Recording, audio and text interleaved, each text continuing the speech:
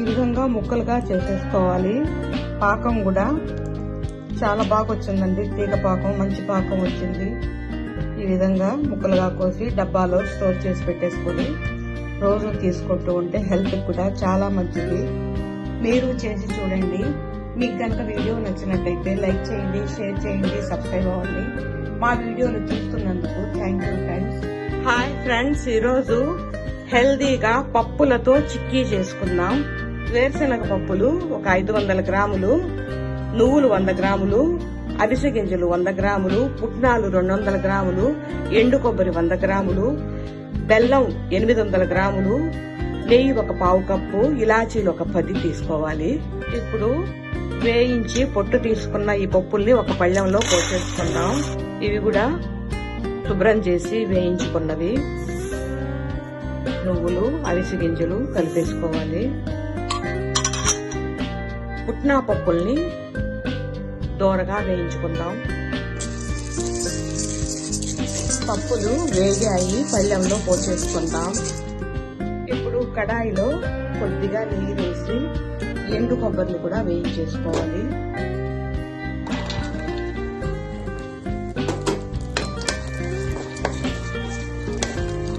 కొబ్బరి వేగిపోయింది, దీన్ని జార్లోకి తీసేసుకోవాలి.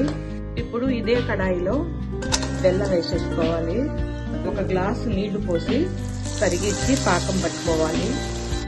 ఈ కొబ్బరిలో 10 ఇలాచీ వేసి దీన్ని కచ్చా పచ్చాగా వేసేసుకోవాలి.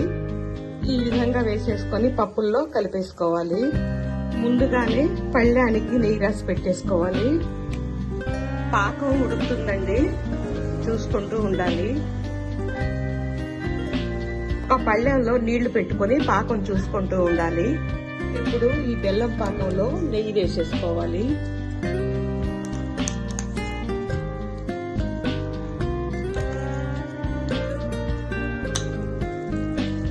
అప్పుడప్పుడు మధ్య మధ్యలో పాకం చూసుకుంటూ ఉండాలి. ఇంకా రాలేదు. ఇది పాకం వచ్చేసిందండి. ఇప్పుడు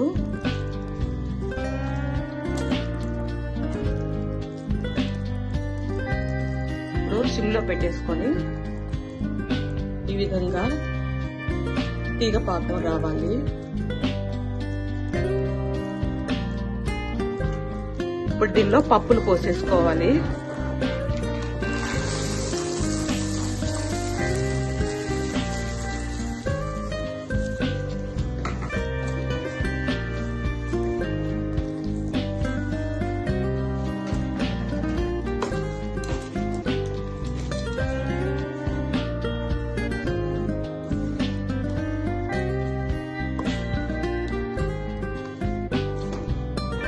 ఇది బాగా కలిపేసుకొని మనం నెయ్యి రాసి పెట్టుకున్న పళ్ళెంలో పోసేసుకోవాలి.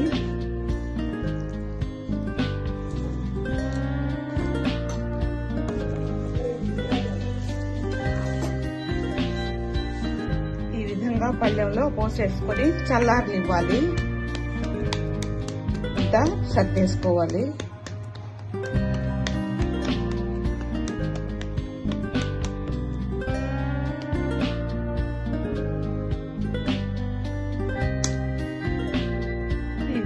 ముక్కలుగా కట్ చేసేసుకోవాలి. మంచి తీగ పాకం వచ్చింది. ఇదండి మిక్స్డ్ పప్పు చిక్కీ, చాలా బాగుంటుంది. మంచి పాకం వచ్చింది కూడా, మంచి పాకం వచ్చింది.